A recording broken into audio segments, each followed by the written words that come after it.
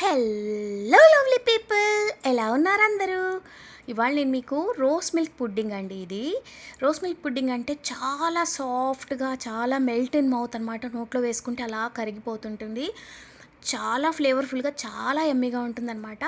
ఇది ఎలా చేయాలో ఇవాళ నేను మీకు చూపిస్తాను. మీకు కనుక నా ఈ వీడియోస్ యూస్ఫుల్గా ఉంటే తప్పకుండా నా ఛానల్కి సబ్స్క్రైబ్ చేసుకోండి.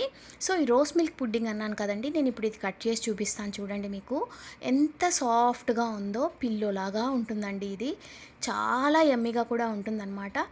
కమ్మగా ఉంటుంది, నోట్లో వేసుకుంటే అలా కరిగిపోతుంది.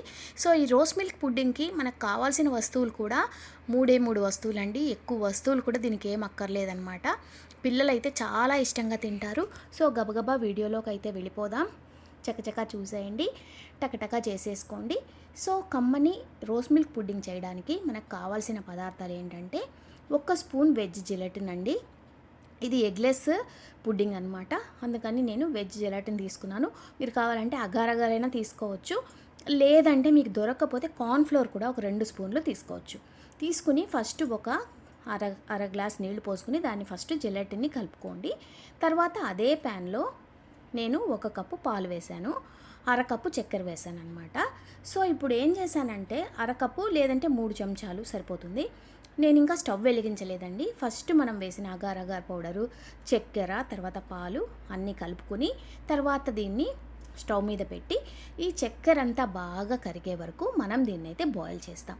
అగారే మనకి పుడ్డింగ్కి టెక్స్చర్ ఇస్తుంది. అంటే మనకు అది కొంచెం ఒక ఇదిలాగా జెల్లీలాగా తయారైంది కదా, అది అగార్ పౌడర్ వల్లే అలా అవుతుందన్నమాట.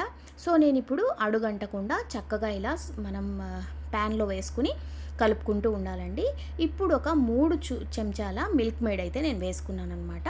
మిల్క్ మేడ్ వేసుకున్న తర్వాత దాన్ని చక్కగా కలిపేయండి.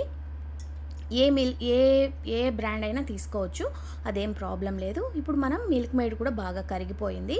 తర్వాత దీంట్లో మనం రోస్ మిల్క్ ఎసెన్స్ ఉంటుంది కదా, రోస్ మిల్క్ సిరప్ ఉంటుంది కదా, అది దీంట్లో వేసేసుకుంటున్నాం. అది ఒక 3 చెంచాలు అయితే సరిపోతుంది. 3 చెంచాలు రోస్ మిల్క్ ఎసెన్స్ వేసేసి దీన్ని ఇలా కలిపేసుకోండి. ఇది మీరు ఇలా కలుపుతూ ఉంటే ఇంకొంచెం దగ్గర పడుతుంది, మంచి కలర్ కూడా వస్తుందన్నమాట మన పుడ్డింగ్కి.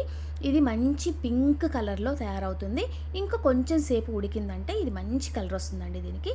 తర్వాత దీన్ని ఇలా ఒక్క పొంగు వచ్చాక స్టవ్ అయితే ఆపేసి మీరు ఇలాగా మౌల్డ్స్లో కానీ మామూలు మన ఇంట్లో దొరికే స్టీల్ బౌల్స్లో కూడా మీరు పోసేసుకోవచ్చు.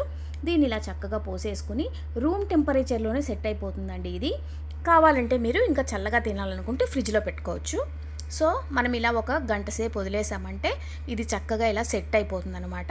తర్వాత మనం ఒక కత్తి తీసుకుని దాన్ని ఇలా చివర్లన్నీ కొంచెం రిలీజ్ చేసి దీన్ని మనం ఇలా ట్రాన్స్ఫర్ చేసుకోవాలండి. చూడండి ఎంత చక్కగా రిలీజ్ అయిందో. ఇది మనం పైన కొంచెం రోజ్ సిరప్ అలా వేసేసుకోండి. కావాలంటే మీరు పైన సబ్జా గింజలు కూడా వేసుకోవచ్చు, నానబెట్టిన సబ్జా గింజలు, ఇంకా బాగుంటుంది. లేదంటే దీనిపైన టూటీ ఫ్రూటీ అలా కూడా వేసిస్తే పిల్లలు ఇంకా ఇష్టంగా తింటారు. చూడండి ఎంత సాఫ్ట్గా, ఎంత చక్కగా వచ్చిందో. చాలా కమ్మగా ఉంటుందండి. ఇది మన జున్ను ఉంటుంది కదండి, అలాంటి టెక్స్చర్ ఉంటుందన్నమాట దీనికి. కానీ ఫ్లేవర్ మాత్రం రోజ్ మిల్క్ ఫ్లేవర్ చాలా టేస్టీగా ఉంటుంది. మీరైతే తప్పకుండా ఒకసారి ట్రై చేయండి. ఎలా వచ్చిందో నాకైతే కమెంట్స్ పెట్టండి. నెక్స్ట్ వీడియోలో మళ్ళీ మిమ్మల్ని కలిసేంత వరకు ఉంటానండి. మీ విజయ్.